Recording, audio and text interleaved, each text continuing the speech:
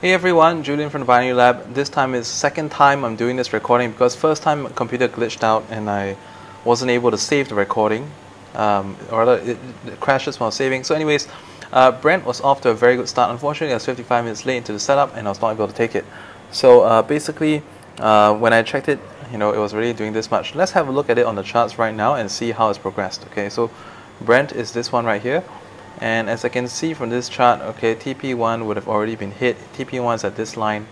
Okay, once again, I always define the TP as the point that is being touched by swing bottom and swing high. So that's the center midpoint, and that's basically the TP1. Okay, at this point of time, the TP2 would not have yet been hit because if TP2 is based on trading stop, it will not have yet been hit. And it's not even a close inside the Bollinger Band as well. So it's still running. Okay, now let's look at the next setup. The next setup here is the Euro Aussie.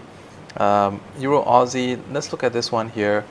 TP1 have already been hit as of this screenshot. And let's look at the TP2. Okay, so once again, the TP1 would be around hereabouts. TP2 would be actually, somewhere around this line perhaps. Possibly already stopped out my trading stop because of, see this pin bar here. I think this could have already been stopped out. So it's quite a tall bar. There's about 30 pips plus a movement there, so this probably already stopped out at about this level, perhaps maybe somewhere around here. Okay, so let's look at the next setup. This is GBP USD. Alright, GBP USD, this is okay, this is actually a new setup that I marked out earlier on. It's a straddle, basically, as you can see.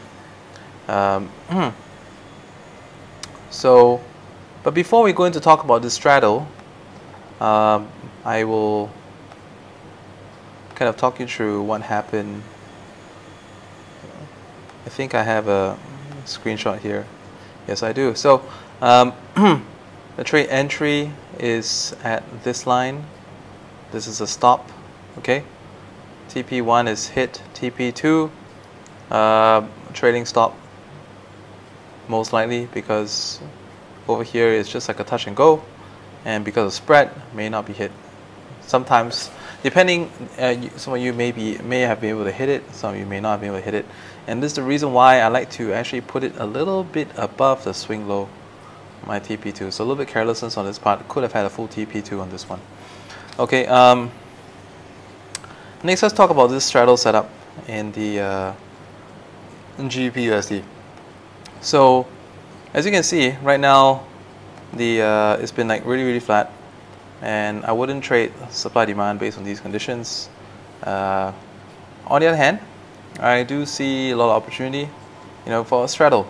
So based on my newer settings, based on my back testing, I'm going to be setting buy stop